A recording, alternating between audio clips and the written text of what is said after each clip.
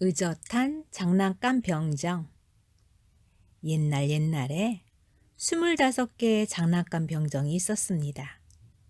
모두 낡은 노쇠 숟가락을 녹여 만든 병정들이었지요. 병정들은 총을 든 채 고개를 꼿꼿이 치켜들고 붉은색과 푸른색이 들어간 군복을 멋지게 차려입고 있었어요. 병정들은 한 꼬마가 상자 뚜껑을 열고 "야, 장난감 병정이다!" 하고 외치는 소리를 들으며 세상에 나왔습니다. 꼬마는 장난감 병정을 보자 손뼉을 치며 좋아했지요. 생일 선물로 장난감 병정을 받은 꼬마는 병정들을 책상 위에 나란히 세워놓았습니다. 병정들은 모습이 비슷했어요.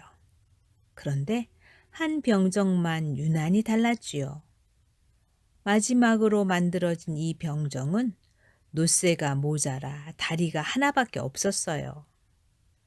병정은 외다리였지만 다른 병정들처럼 의젓하게 서 있었습니다. 이제 이 병정에게 어떤 일이 일어났는지 이야기해 줄게요. 병정들이 서 있던 책상 위에는 다른 장난감들이 아주 많았습니다. 그 중에서도 종이로 만든 예쁜 궁전이 가장 눈에 띄었지요.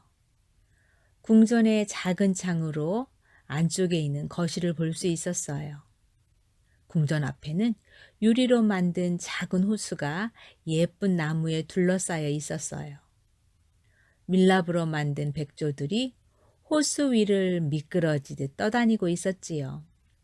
모두 다 귀엽고 예뻤지만 궁전 문 앞에 있는 아가씨가 특히 아름다웠어요. 종이를 오려 만든 아가씨는 예쁜 비단 드레스를 입고 어깨에 스카프 대신 가늘고 푸른 리본을 두르고 있었어요. 아가씨 얼굴만큼 큰 보석이 드레스 위에 반짝이고 있었지요. 발레리나인 아가씨는 양팔을 든 채 한쪽 다리를 하늘 높이 쳐들고 있었습니다. 너무 높이 다리를 들고 있어서 외다리 병정에게는 보이지 않았어요. 그래서 병정은 발레리나 아가씨도 자기처럼 다리가 한쪽밖에 없다고 생각했지요. 딱 내 아내가 되어야 할 아가씨로군.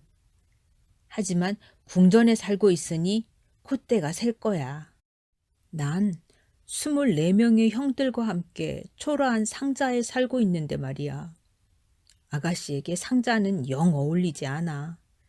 그래도 서로 알고 지내야지. 외다리 병정이 책상 위에 있는 담배통 뒤로 몸을 쭉 뻗자 한 다리로 균형을 잡고 서 있는 귀여운 아가씨를 마음껏 볼 수 있었어요. 밤이 되자 그 집 사람들은 병정들을 모두 상자 속에 집어넣고 잠자리에 들었습니다. 그러자 장난감들이 서로 장난을 치며 놀기 시작했지요. 술래잡기나 전쟁놀이를 하기도 했고 무도회를 열기도 했습니다. 병정들도 나가서 놀고 싶어 상자 속에서 부스럭댔습니다. 하지만 뚜껑을 들어 올릴 수가 없었지요. 호두까기는 제주를 넘고 분필은 석판 위를 폴짝폴짝 뛰어다녔습니다. 시끄러운 소리에 잠을 깬 카나리아도 조잘조잘 노래를 했지요. 외다리 병정과 발레리나 아가씨만 꼼짝도 않고 있었어요. 아가씨는 두 팔을 높이 쳐든 채 한 발로 꼿꼿이 서 있었지요. 병정도 왼발로 꿋꿋이 서 있었어요. 병정은 한시도 아가씨에게서 눈을 떼지 않았습니다. 밤 12시를 알리는 종이 땡땡 울렸어요. 그러자 담배통 뚜껑이 탁 하고 열렸어요. 그런데 이상하게도 통 속엔 담배가 한 개비도 들어있지 않았어요. 대신 작고 시커먼 악마가 모습을 드러냈습니다. 작은 악마가 말했어요. 야, 거기 외다리! 쳐다보지 말란 말이야. 하지만 병정은 못 들은 척 했습니다. 작은 악마가 말했어요. 좋아, 내일 두고 보자. 다음 날 아침 아이들이 일어나 외다리 병정을 창가에 올려놓았습니다. 그러자 갑자기 창문이 열리며 외다리 병정이 3층에서 곤두박질쳐 떨어지고 말았어요. 작은 악마짓인지 아니면 바람 때문인지 알 수가 없었어요. 정말 아찔했답니다. 머리가 거꾸로 처박힌 외다리 병정은 한쪽 다리만 허공에 떠 있었어요. 어깨의 맨 총끝은 돌 사이에 박혀버렸습니다. 꼬마와 하녀가 쏜살같이 달려내려와 병정을 찾았습니다. 그들은 근처까지 왔지만 병정을 보지 못했어요. 물론 외다리 병정이 "나 여기 있어요" 하고 소리를 쳤다면 찾을 수 있었겠지만, 하지만 군복을 입은 외다리 병정은 체면을 지키느라 소리치지 않았습니다. 때마침 비가 세차게 내렸어요. 정말 억수같이 퍼부어댔지요. 비가 그치자 개구쟁이 2명이 지나갔습니다. 한 아이가 말했습니다. "얘, 이것 좀 봐. 장난감 병정이야. 이 병정을 여행이나 시켜줄까?" 그러더니 신문지로 배를 만들어 외다리 병정을 태우고 시냇물에 띄웠습니다. 개구쟁이들은 손뼉을 치며 배를 뒤쫓았지요. 출렁출렁. 저런, 시냇물이 심하게 일렁거렸어요. 물살도 거세어졌지요. 소나기까지 퍼부었습니다. 그러자 종이배는 요동을 치며 갈팡질팡하더니 빙빙 돌았습니다. 장난감 병정도 덩달아 빙빙 돌았지요. 하지만 장난감 병정은 말없이 총을 메고 똑바로 앞을 보며 의젓하게 서 있었습니다. 갑자기 종이배가 큰 하수구 속으로 빨려 들어갔습니다. 하수구 속은 옛날에 갇혀있던 상자처럼 어둡고 캄캄했어요. 외다리 병정이 중얼거렸습니다. "아, 어디로 떠내려가는 거지? 모든 게 담배통 속에 있던 작은 악마짓이야. 아, 발레리나 아가씨가 곁에 있다면 훨씬 심한 어둠도 견딜 수 있을 텐데." 그때 커다란 시궁쥐가 불쑥 나타났습니다. 하수구 속에 사는 쥐였지요. 쥐가 소리쳤습니다. "통행증 내놔. 통행증을 보여달란 말이야, 어서." 외다리 병정은 아무 말 없이 총을 3개 거머쥐었습니다. 배는 계속 떠내려갔어요. 시궁창 쥐는 이를 갈며 나무 조각과 지푸라기들에게 외쳤습니다. "병정을 막아. 저놈을 잡으란 말이야. 통행료도 안 내고 통행증도 보여주지 않았어." 그런데 물살이 점점 거세졌습니다. 장난감 병정은 다행히 하수구 밖으로 빠져나왔지요. 밖에는 햇살이 환히 비추고 있었어요.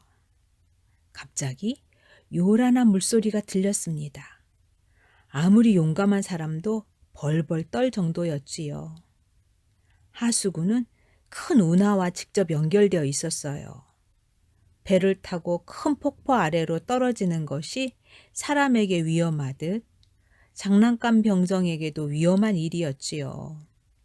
하지만 이미 때가 늦어 멈출 수도 없었어요. 먼저 종이배가 휙 떨어졌습니다. 가여운 장난감 병정은 그래도 몸을 꼿꼿이 세우고 눈 하나 깜빡하지 않았지요. 작은 배는 2번, 3번 빙빙 돌더니 물에 젖어 밑으로 가라앉으려 했습니다. 장난감 병정의 목까지 물이 차올랐지요. 종이배가 물속으로 가라앉자 종이가 점점 흐물흐물해지며 찢어졌습니다. 외다리 병정은 귀여운 발레리나 아가씨를 머릿속으로 떠올렸습니다. 그때 노랫소리가 귓가에 들려왔습니다. "용사여, 앞으로 전진하라. 죽음을 무릅쓰고 전진하라." 종이배가 갈기갈기 찢겨 외다리 병정은 물속으로 빠져들었습니다. 순간 큰 물고기가 나타나 병정을 덥석 삼켜버렸어요. "안 돼!" 물고기 뱃속은 너무 어두웠어요. 하수구 속보다 훨씬 어둡고 비좁았지요. 하지만 외다리 병정은 긴 총을 여전히 의젓하게 메고 있었습니다. 물고기가 헤엄칠 때마다 병정도 이리저리 심하게 흔들렸어요. 갑자기 잠잠해지더니 물고기 뱃속으로 한 줄기 빛이 비쳤습니다. 눈부신 햇살이 비치며 누군가 큰 소리로 외쳤어요. 어머, 장난감 병정이에요. 어부에게 잡혀 시장으로 팔렸던 물고기를 하녀가 사다가 커다란 칼로 배를 가르는 중이었어요. 하녀는 물고기 뱃속에서 외다리 병정을 꺼내고 거실로 가져갔습니다. 모두들 물고기 뱃속을 여행하고 나온 용감한 병정을 보려고 야단법석을 떨었지만 외다리 병정은 꿈쩍도 하지 않았어요. 사람들은 병정을 책상 위에 세워놓았습니다. 세상이 너무 좁군요. 그 책상은 외다리 병정이 있던 바로 그곳이었어요. 아이들과 책상 위에 있던 장난감도 다시 만났어요. 한 발을 높이 들고 서 있는 귀여운 발레린 아가씨가 있는 궁전도 그대로였지요. 아가씨는 아직도 움직이지 않고 얌전히 서 있었습니다. 외다리 병정은 너무 기뻐서 눈물이 나려 했어요. 하지만 꾹 참았지요. 병정은 아가씨를 바라보았어요. 아가씨도 병정을 바라보았습니다. 그러나 둘은 아무 말도 하지 않았어요.